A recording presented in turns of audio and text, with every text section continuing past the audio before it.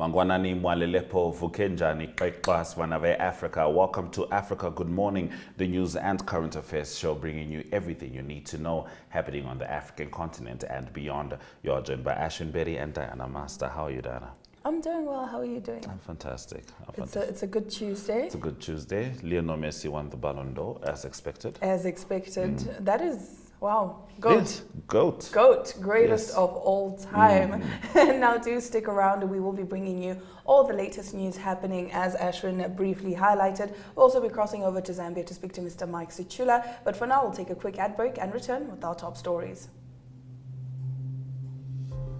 Neo Paints has established a 67-year Namibian legacy, creating personalized paint solutions that blend quality and innovation for the Namibian people.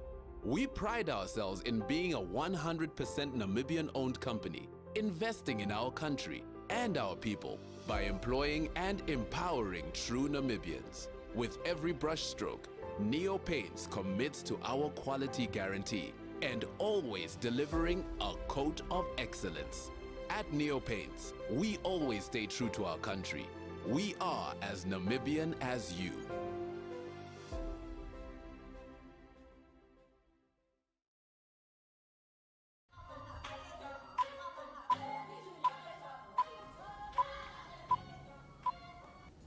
Getting into our top stories, a mob looking for Israelis and Jews overran an airport in Russia's Caucasus Republic, Dagestan, on Sunday after rumors spread that a flight was arriving from Israel.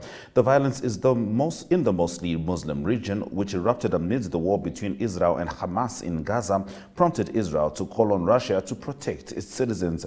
Dozens of protesters, many of them chanting Allahu Akbar, God is greatest, broke through doors and barriers, with some running onto the runway, according to videos posted on social media and Russia's RT and Izvestia media. AFP could not immediately verify the videos. Shortly afterwards, Russia's aviation agency Rosavitsia announced that it had closed the airport to incoming and outgoing flights and that the security forces had arrived on site. Now moving over, opposition political parties in Lesotho have countered Prime Minister Sam Matekani's appeal to the Southern African Development Community, saying that since its vote of no confidence move, the Mountain Kingdom has become a quasi-police military state. The country is now at risk of a coup, the coalition argues. Matekane was the first to write to the SADC, claiming that selfish politicians wanted to derail the country's democracy by unseating him constitutionally.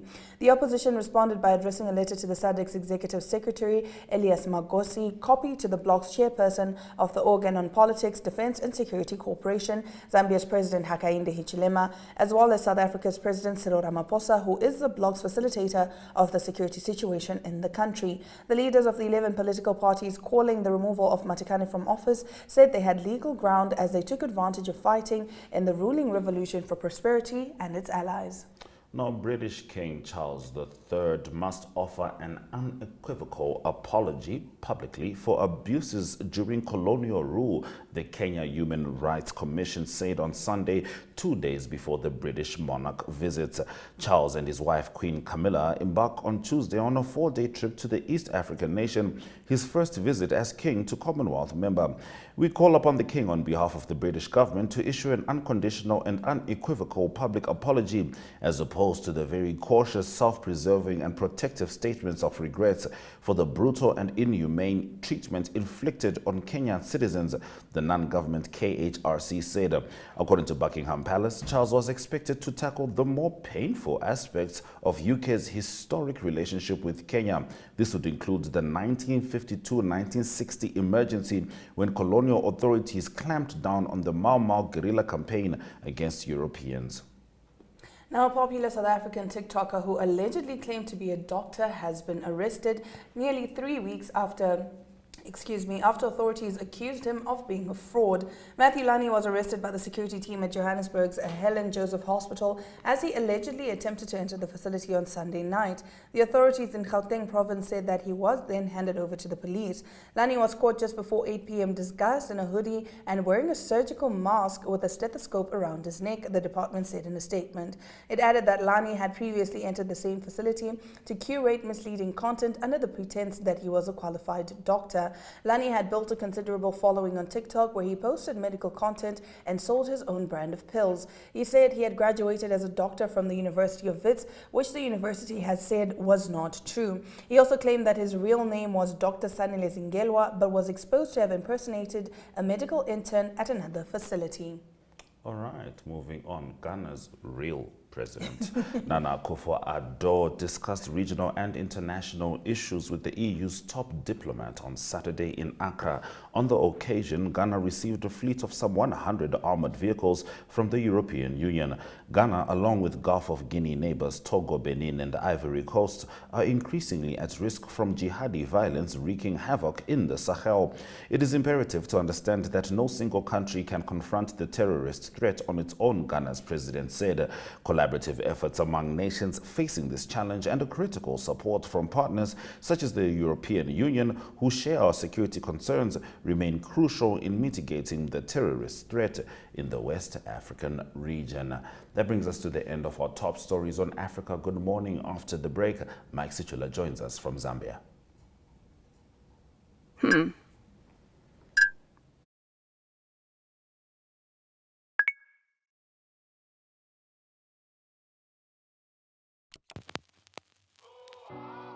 E-Ticket, your online ticket solution for events and event marketing, bringing you ease of mind and making sure that your event gets out there.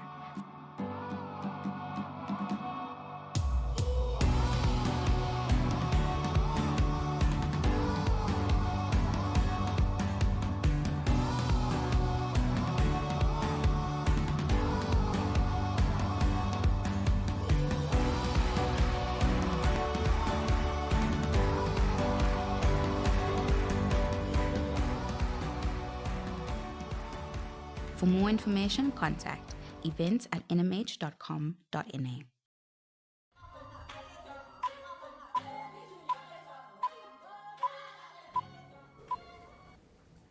All right, so when he was taking jogs and more people kept gathering around him on Saturday mornings, the government was suspecting that he was starting a rallies of some sort. This is Edgar Lungu, the former president of Zambia, to which he obviously denied. And everyone suspected that he wanted to make a jump back into politics. And ultimately, what seems to have made him pop out yet again into the political scene was SATA, in my opinion. But what do you think, Mike Situla? Thank you very much, Africa. Good morning. Indeed, you've put the topic into perspective. Yes, former President Edgar Lungu, during the anniversary of late President Michael Sata, did declare that he was coming back to politics. According to him, he said he would not allow to see factions under his watch. By this, he means the nephew of former late President Michael Sata, who the government is now recognizing as the legitimate leader of the largest opposition political party in Zambia, the Patriotic Front. So yesterday, Mr. Lungu in the picture there, he had gone to the police. He had gone to the police headquarters, asked the Inspector General of Police why he has been denied access into the headquarters of the opposition political party, the PF. He was accompanied by a number of former ministers, his party royalists, and many other supporters. So the turn of events, as you can see in the pictures there, that is police manning the office of the PF, something that does not usually happen. You wonder, political analysts are now beginning to doubt if this battle that the government is launching against the PF doesn't have its blessings, because people are asking, why is it that police are now protecting the offices of the opposition political party, and they are blocking and seeming to favor Mr. Mao Sampa, the nephew of late President Michael Sata. So Mr. Lungu, when he went to the police, he did not have a chance to meet the Inspector General of Police, and he also wanted to hold a meeting with his members at a named lodge in Lusaka. That was also blocked by the police. So it is going to be an interesting turn of events of how Mr. Lungu gets back into politics. Of course, government has said that they did suspect that Mr. Lungu was eyeing to come back to politics, and they have urged him to use this time well in order to add his voice to the political arena. An interesting turn of events indeed. Now, Mr. Sichila, please give us an update on the anthrax outbreak in Zambia. So far, the disease has broken out in 3 provinces of Zambia. It first broke out in southern province of Sinazongwe, then in Lumezi, eastern province. Now the disease has broken out in western part of Zambia, and government has intensified the vaccination of animals. They have begun the process by ensuring that all animals that are in prone areas are vaccinated against the disease. So government has also said it has the capacity to locally produce vaccines that can be used to contain the disease. And local authorities in areas that have been affected have intensified also the checking, inspecting butcheries, and also preventing the movement of beef between the affected areas, because they suspect that some of the meat that might have been collected from these infected areas could be going to other parts of the country. So they want to ensure that that is curtailed at all costs. But this is a likely going to be a difficult battle, considering that the scale of which of how the disease has spread has not been established by the government. So it is something that they are trying to contain. It is an immensely huge undertaking. Speaking of big undertakings, over 300 people were arrested in Lusaka's notorious compound. Yes, this is a highly densely populated compound, just a stone throw away from the central business district of Lusaka. They call it Chibolia compound. So it is a place where you would find different nationalities conducting legitimate and illegal businesses. So so sometimes, usually, there are these operations that they are conducted by a joint team of officers. So during this operation, over 300 people were rounded up. They included some females as well as young. So the age group ranges from 16, 15 to 80 years. So during this process, police recovered 12 plasma television sets and other household goods suspected to have been stolen.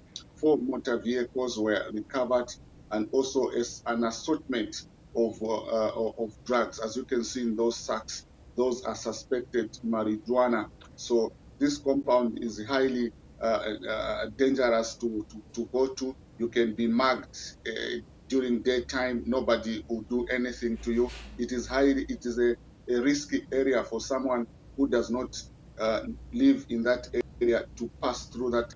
During the day, people can be seen being mugged, grabbed. Sometimes if you resist, you can be stabbed. Police sometimes will go to these areas to contain the situation, but you'd find that sometimes these police officers will get away because of how just notorious this place is. So it is such operations that police conduct normally to just ensure that the levels of crime do not accelerate to unacceptable levels or uncontrollable levels. So all these people that have been arrested have been detained and undergoing screening. All right, now, Mr. Sichila, finally, we understand that about 600 youths from Zambia will undergo internship programs in the USA. Tell us more. Yes, so the government, through the Ministry of Youth Sports, has secured internship opportunities in the United States of America for 600 youths. So according to the Minister of Sports, Elvis Nkandu, he says the youths will be mainly drawn from the fields of psychosocial counseling and social work, will be sent to the US next year on a 6-month work agreement. So this is part of the process that the government has started, even under the new administration. A number of interns are given opportunities in different departments of government so that they can acquire the necessary experience before they get formal employment. So this international internship opportunities is something that the government has embarked on with different cooperating partners to give Zambian youth an opportunity on how to do things in different environments. And when they come back, they are expected to contribute what they have learned outside in the development of the nation. All right. Thank you very much, Mike, for bringing us the news stories from Zambia. Thank you very much. I thought you were going to talk about Manchester United and Manchester Like I said, Mike, in about a month's time, I'm paying lobola to your people, so I am not going to be mentioning any sarcastic remarks. Thank you once again, Mike. We're going to head to the weather predictions just before the economic news.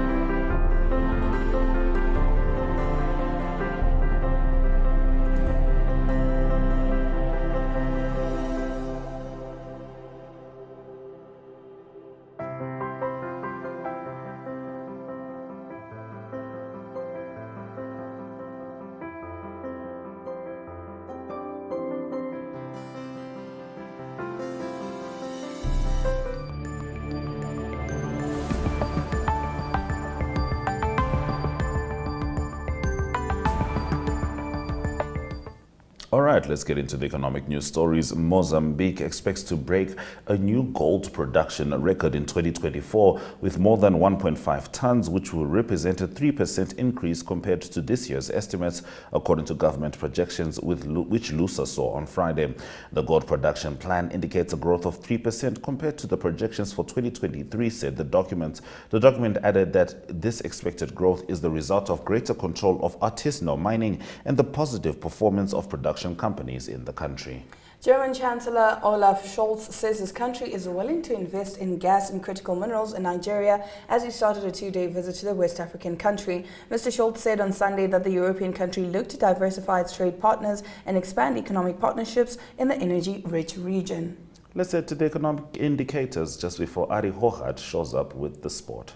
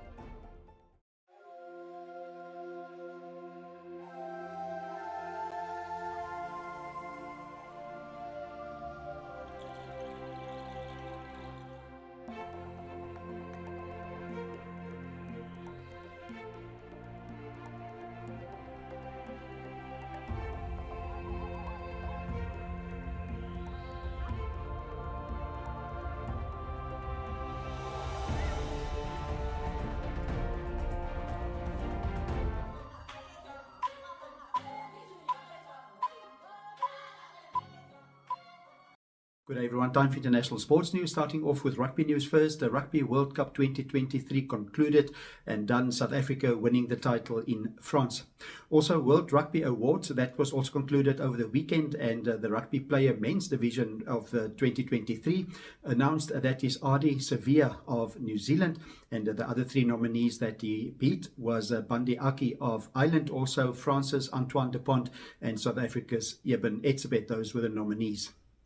The coach of the year for 2023, Andy Farrell of Ireland, it was mostly based on his achievements early in the year. He was the world number one team, or Ireland, the world number one team leading into the World Cup, and they also had an unbeaten run of 17 games. They lost in the quarterfinals at the World Cup against New Zealand, and also ended after the World Cup in world number 3 position.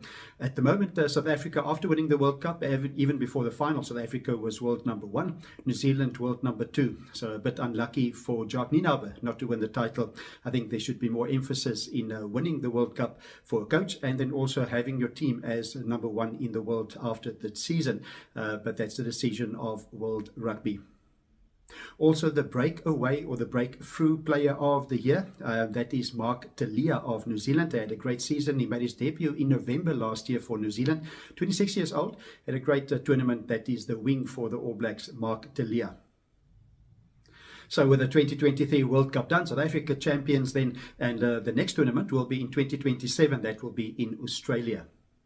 Moving on to tennis news, 2 men's tournaments and a women's tournament being played or concluded over the weekend on the ATP men's tour. It was firstly the Vienna Open, and that was won by Yannick Sinner. He's the number 2 seed. He beat the number 1 seed Daniel Medvedev by 7-6, 4-6 and 6-3.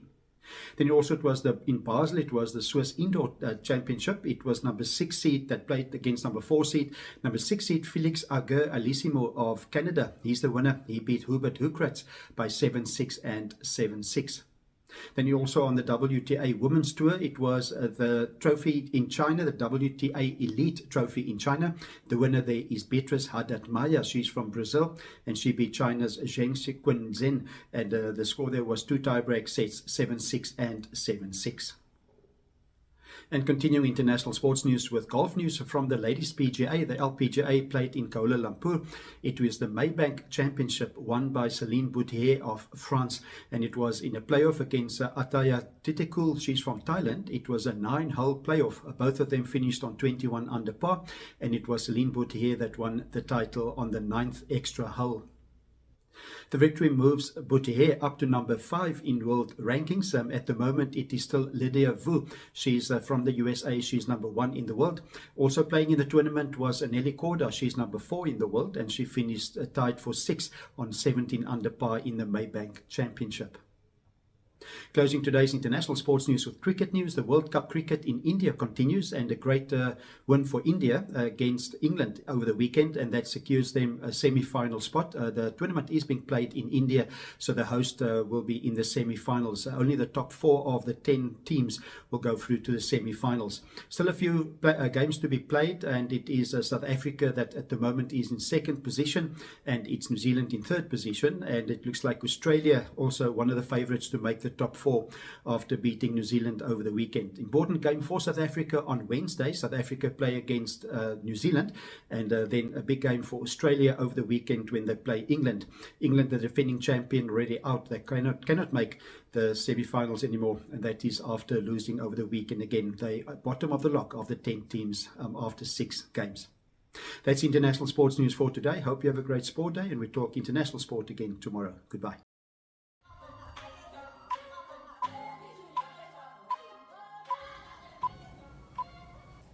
You're still with Africa. Good morning for those of you that are just joining us. Here are the news highlights. Mob storms Russian airport looking for Israelis. Lesotho's opposition coalition warns SADC of a potential coup. King Charles must apologize for colonial abuse, says Kenyan rights body ahead of royal visit. And someone who does not need to apologize for his achievements, Lionel Messi winning the Ballon d'Or. From Diana Master and Ashwin Berry, Surajakanaka.